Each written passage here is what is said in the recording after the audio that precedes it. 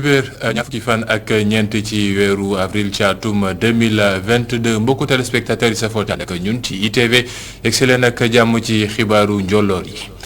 li ci gën a fës bokk na ci waa kër docteur fas nañu yéene bankaat seeni yoxo li ko waral moo di ne dañoo jàpp ne lii di si ñenn ci sage-femme yi xam ne dañoo leen teg loxo fële ci Louga ci biirum astu soxna googe xam ne daa génn bakkanam ginnaaw ba mu doon ganeloo ab tout tànk ci àdduna loolu tax nag ba waa kër docteur xam la ne ci fan yi incha allah dinañu bankaat seeni loxo ci ñaari fan. loole dinañ ko jéem a yaatal ci biir xibaar yi ci beneen boor bi ñiiti syndicat jàngalekat yi nag ñoom ñoo ngi def seen bilan atum 2022 2021 ginnaaw ay ñaxtu yu bëri yoo xam ne amaloon nañ ko année scolaire bi li ci des mu jeex la ci des bëreetul loolu tax nag ñu defaloon seen ab bilan xool seen i revendication lan moo ci avancé ak lan lañ ci jàpp ne war nañ ci mën a andiwaat ay coppite nañ dem ca bitim réew fële ca France tey jii ci dibéer gi lañuy neegali di seen palum njiital réew mi ci diggante Marine Le Pen ak Emmanuel Macron xam ne moom moo ne woon ca jiital réew ma ci juróomi at yi ñu weesu kan mooy nekk kuy togaat ci boppu réew ma foofee ca tugal nekk mbir moo xam ne dinañ leen ci andil ay leeral itam ci biir xibaar yi soo leen ñu teewloo tuuti mbokk yi ñu yaatal ko incha allah.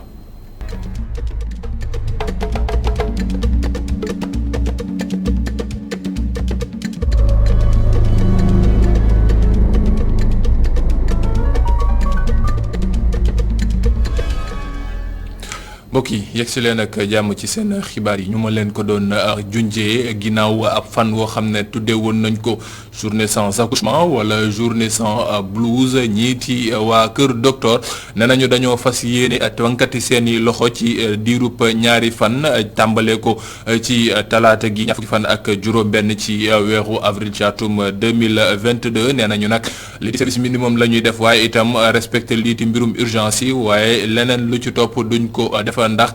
ñoom nee nañu lu ñu gis moo di ne kiiti si ñenn ñiiti ay sage-femme te ñu teg leen loxo fële ca Louga ci mbirub ndaw siiti wuyoo ci tura su soxna te mu ñàkk bakkanam ginnaaw nag ba mu waree woon jurab tout tànk moom nag moo tax ba ñoom fi mu toll ni nañu lu ñu bëgg mooy ñu gën leen jox ab cër te présomption d'innocence bi ñu doxal ko kon bàyyi ñooñee ñu mën a ñibbi seen kër ba bés bu ñuy amal ab latte googe ci jamono joojee nag ñiiti collectif patient en danger ñoom wàccoon nañu ci mbedd mi ci gaaw gile lu ñu doon bëgg mooy li jëm ci mbirum accueil ak urgence ñu gën a xool ci Sénégal nan lañ koy gën a fulaale te farataal ko loolu tak am ginnaaw ba ñu ñàkkee ab soxna soo xam ne daa ñàkk bakkanam fële ca Louga ñoom nag li ñu bëgg mooy itam nguur gi lépp loo xam ne daa jëm ci matuwaay wala sax koppar gu mu war a jox lii ci secteur santé bi ngir ñoom ñu mën a gën a jëm ci kanam def seen liggéey ci ni mu waree ñoom tamit ñu taxaw leen ci seen a taxaw ñaxtu boobu Mamadou Sy teewoon na fa àndoon ci ak Seydina Mbaye dalal patient yi ci paj gi la bokk paj mu àndut ak yërmande mën na lor patient yi slogan collectif patient en danger bari lool bi collectif di sàkku ci nguur gi ngir rek yoonu mën a def liggéeyam gannaaw gënëb àdduna soxnaastu ñuy sàkku itam ñu daldi def seen kéemtalaay kattan ba bërëbu fajukaay yi mën a am matériel bu war waaye itam ñu fexe ba régler jafe-jafe syndicat de la santé yi. ci njëkk ci li mu gën a gaaw pour que mu taxaw ñu def lépp li war pour que mbirum aji soxna bi yoon mu def ci liggéeyam. fi day exiger à ce que gouvernement du Sénégal mu indi ay ndàmpaay mu jox ko famille astu soxna bi. les professionnels de santé seeni revendication yi nga xamante ni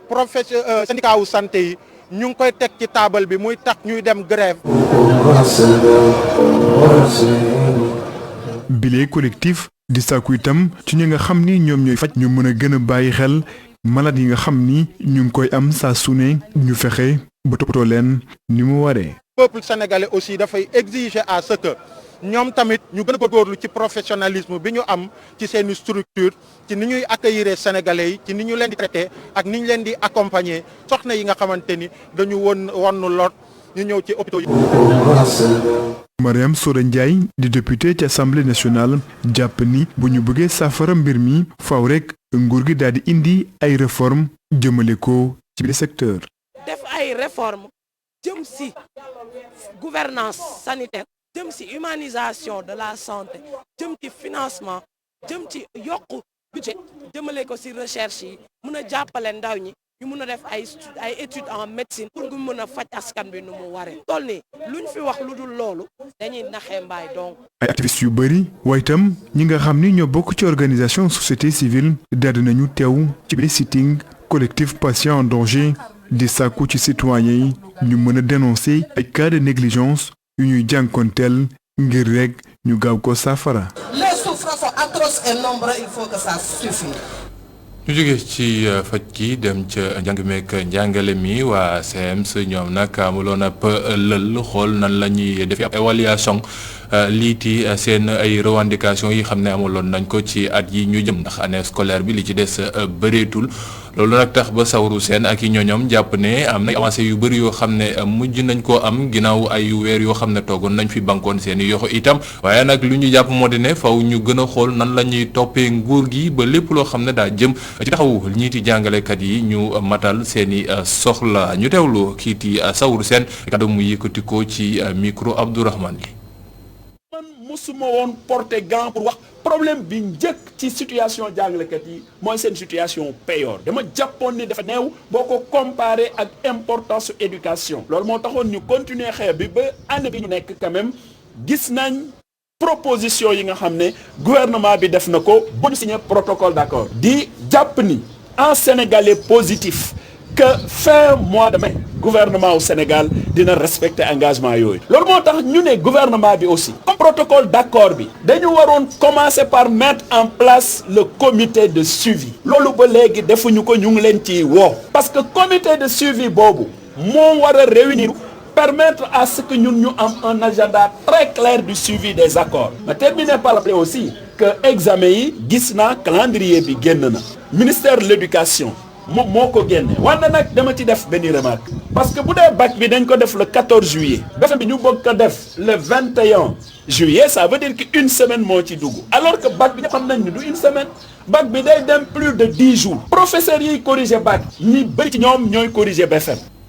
ci seen ndaje boobee sax kii di Saourou Sène xamle na ci ne moom mandaawam bi ci bopp SAEMS mooy bu mujj kon nag suñ defatee beneen lël keneen incha allah mooy jiite seen syndicat googe ñu wax ci mbirum jàng ak jàngale ba léegi ki fi nekkoon ay jamono jëwriñ gu ñu dénkoon lépp lu jëm ci biir réew mi maanaam ministère de l'intérieur léegi itam jëwriñ gu ñu maire bu Linguère maanaam seen jaraaf moom léegi moom mooy PCA bu institut polytechnique bu Saint-Louis ci gaaw gi lañu ko tabal ndombal tànkam mu nekk ab décision boo xam ne nag moom rafetlu na ko bu baax a baax waaye itam ñay yeewoo ca école boobee te fa jàngee ci daara ju kawe ga ca Ndage ñoom nag lu ñu gis moo di ne lu baax la moom mi Aly Ngouille Ndiaye sax yëkkati na ay kaddu ginnaaw bañ ko tabalee ndombal tànk boobee ñu teewlu ay kàddoom yooyee ci micro Mamar Alice. sant yàlla rek déjà ndax ndaje mi dafa tombeek ñoom ñu woote ne léegi bëgg nañ dellu école bëgg nañ dellu ci classe yi donc loolu ñu rafetlu ko di leen ci pousser ñu gën cee toog ndax aussi calendrier bi yaakaar naa ne kenn ku ne xam ne at yi passé moom perturbé na lool xamatoo finalement sax année scolaire kañ lay commencé kañ lay tàmbali il faut que calendrier bi delluwaat parce que loolu mooy li arrangé moo leen arrangé moo arrangé également ñi leen di jàngal moo arrangé également nguur gi ñu góorgóorlu ci parce que kenn ku ne xam ne njàng moom dafa am limite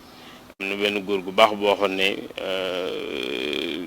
li gën a métti mooy nga bañ a jàng parce que boo jàngut après ci nga rendre compte que ne temps bi c'est illimité waaye bu fekkente ne jàng nga moom temps wu jàng wax dëgg yàlla temps boo xam ne bi nga sa koo limité la ñëpp xam ne dañ ciy jaar rek buñ paree jàll dem ci leneen. ñu wax ci mbirum fal ak tabb kooku te Aly Ngouille moom dañ ko tabb ci foofee mu ne waaye nag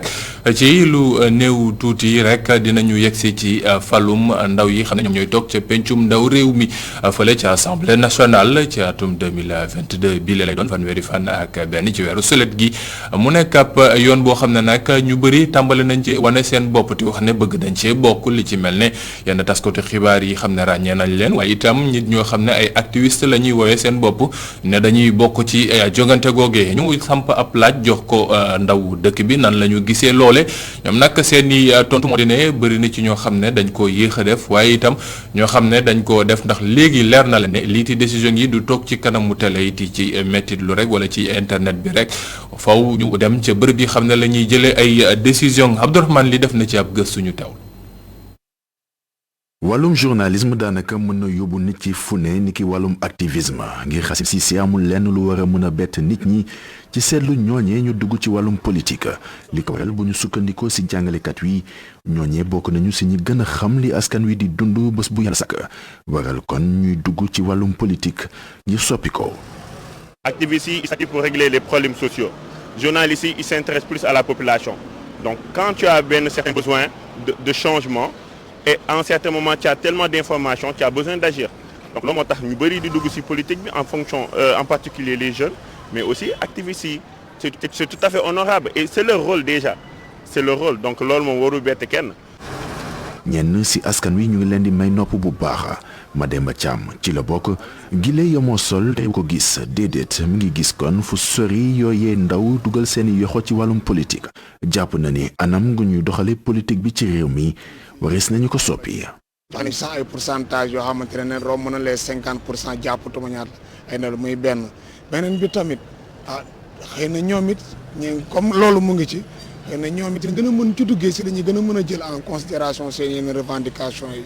beneen aspect bi ñun ñi nga xam ne ay jullit lañu dañuy wax ne ñu seen repère mooy alayhi salaatu wasalaam ba muy ndaw lañ ko tuddee woon al amin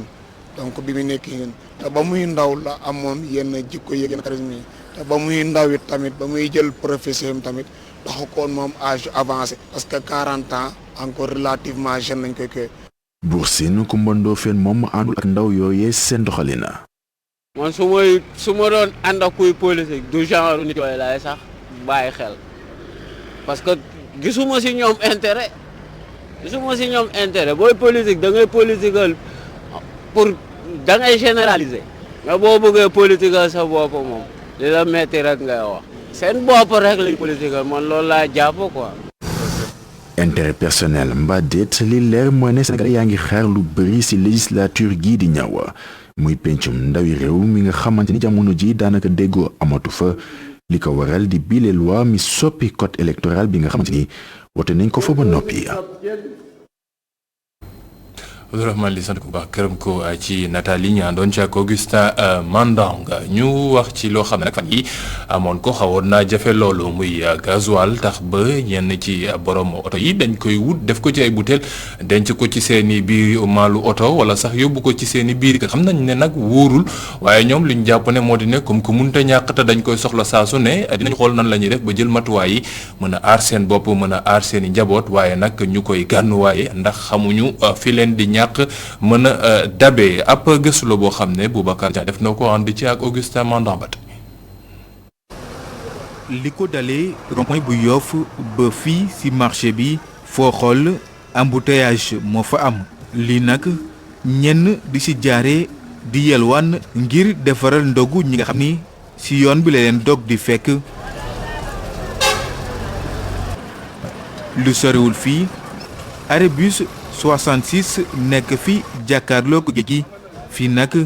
waxtaan yi mu ngi jëm ci ñàkkum gasoil bi boobu la ñàkkum gasoil tax ñenn ñi di ko jënd di ko bàyyi seeni kër wala seeni yoto mu mën a am jeexital yu bari te lu ni mel ku si mel ni dawalkat bi xam na ko. am na suñu oto yoo xam ne sax parce que dawuñu tey ndax gasoil boobu mënatuñ ko am te am na ci essence yoo xam ne nanguñu jaay sax ci bidon te même bidon bi risque la. boo ko jëndee doo am foo ko teg ko ci oto bi beneen affaire la du. mais faaw ma def ko sinon boo ko deful bu subaa doo xëy. yooyu les risques moo tax nag naataangoom bile donte jëndoon na gasoil wante dafa gaawantu daal di koy sol ci réservoir bi. dem moom rang noonu rang bu metti sax ba damaa mujj yónnee ay bidon sax ñu demal ba 50 te 50 ak Yoff xam nga soree na ñu jëndal ma fa gasoil andil ma ko fi. waaw boo ko dencee dem damaa mujj nag moom mujj ko ci guddi gi laa xaar ba ñëw sol ko ci guddi gi parce que wóorul. parce que boo ko dencee wóoru man nga denc fenn moom problème loolu na ci bañ mais dañ ko daal di sol quoi.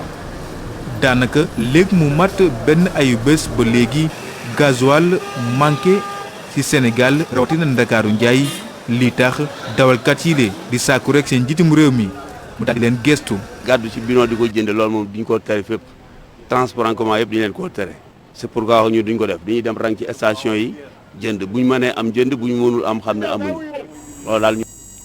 ok ñu dem ca bitim réew ci dëkk gi ñu jege fële ca Mali xam ne nag lii ci takk deru réew ma fama yi moom nag ci guddik démb jàpp fajaru tey jii nii dafa am ay cong yu bëri yoo xam ne dañ ko dalandoo seen kaw ñu juumal ko ay groupe armé terroriste ndax ñoom li ñu jàpp moo di ne bërëb yi xam ne ñiiti armée bi dafa nekk la ca mel na Sévaré ñooñoo ak Bafo tey ci fajar gi dañoo am ay ndell yoo xam ne dañ ko dalal seen kaw ba pare yëkkati ay bal ci leen ko dóor waaye nag fama yi ñoom nee nañu ñoo ngi def li ñu war ngir riposter ba mën a buux ñooñee ñu génn ci seen bërëb yooyu ñu nekk ci benn boor ñu dem ba ca France fële ca tugal nag xam ne Emmanuel Macron ak Marine Le Pen ñoom ñaar nag ñoo ngi ci ñaareelu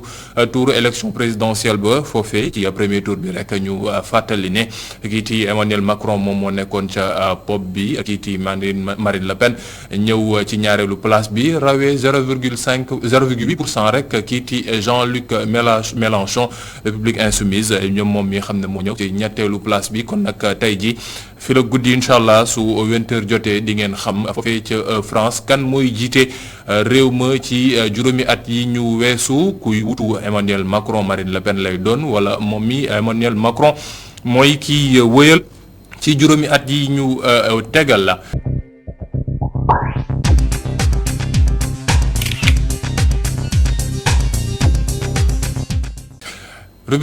seen rubrique nataalu tey jii nag ñu dem ànd ak Abdourahmane Ly mu dem seeti jël ñu benn ndaw su jigéen soo xam ne nag moom kenn xalaatul woon ne dina dugg ci liggéey gi mu nekk waaye Rokhaya Diop léegi ab sérigraphe la maanaam ñi xam ne ñooy defar panneau publicitaire yi wala yëre yi ay yenn bind yiñ ciy def liggéey goo xam ne nag moom xalaatul woon ne dina ci dugg waaye nag léegi ba mu ci dugg tàmbaleeg léegi mu ngi ciy gis boppam bu baax a baax te nee na dina wëy ci def liggéey gi xam ne nag métti na loolu waaye moom jàpp na ni moo gën a ba toog nataalu bés bi Rokhaya Diop ki ñu ko defal Abdourahmane Ly. gannaaw bi yaakaaram tase si létt gu mu bëggoon a def maanaam coiffure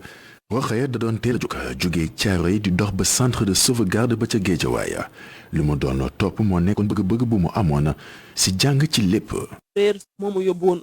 fële foyer chemin moo fa yóbbu woon ma nekkoon salon bi mais boobu nag mooy nag demewul woon noonu. ndax sama bu ñëwee booy dugg da nga dañ naan la nga def nangam nga jënd def inscription soo paree nga jënd lu ci dem ak yëpp te boobu mooy demeewul woon noonu après bi ma ñëwee nag ñu ne léegi sérigraphie bi mu ngi fii broderie à la main mu ngi. gannaaw bu mu mënulee woon a def boobu métier Rokhaya Diop noonu la concentré wee ci wàllum sérigraphie ci la tàggatu ci lu jege juróom-benni at balaa liggéeyam di dalal xeluk ñu bëri. léegi li ma gën a bëri di def tirage yi la ay naq ay drap ak ay sachet mooy comme genre sachet yi nii sachet yi laa liggéey damay def tamit ay plaque comme yi damay def tamit ay tirage. muy liggéey woo nga xamante ni laaj na yenn matukaay yi muy lu biir Rokhaya Diop même bu fekkee ni. des fois rek laa si man moom su ma paree puisque man comme li may liggéeyee base amul kii du bëriwul daal lu muy kii xanaa bu nekkee ay huile bi moom. day waral ma jël samay gants ak yooyu samay matuwaay waaye bu nekkee base bi moom effet yu bëriwul bu nekkee am na ay effet man loolu moom su ma paree rek dama jël sama teew naan. ndaw si lee moo ngi xamle ni mësul xeeb li nga xamante ni mi ngi kaa jëlee ni ki njëriñ ci liggéeyam gi client wam yi ñu si bëri di ay jigéen dañoo rafetlu liggéeyam mu ni takk génte ak yeneen i événement yu mu xeetoo la Rokhaya du si am benn jot bu si amee ay commande waral sax yu si ëpp ci liggéeyam mu koy sous-traité mu ni ndax ñàkkum machine wi nga xamante ni moo koy yombalal lu ëpp ci liggéeyam. comme par exemple tey su ma amee léegi liggéey ma war koo liggéey awma ay machine damay dem ñi nga xam ne ñoom ñoo liggéey ak ñoom su ma waroon a am lu ma ci waroon a am lu bëri après du ma mën a am parce que damay nekk ko xaajoowaat ko ba pare da ngay def tuuti xam nga loolu day metti parce que awma machine mais xam naa ne moom su ma yàlla mayee ba ma am ay machine su boobaa moom dina am li ma. balaa mu siy jot nag. tey jii Rokhaya Diop ngi xool si yan anam la mën a taxaw dëkkam bañ a xaar lenn ci benn way politique lépp jaarale ko ci wut yëf boppam muy loo nga xamante ni mu ngi ci woo ndawi réew mi.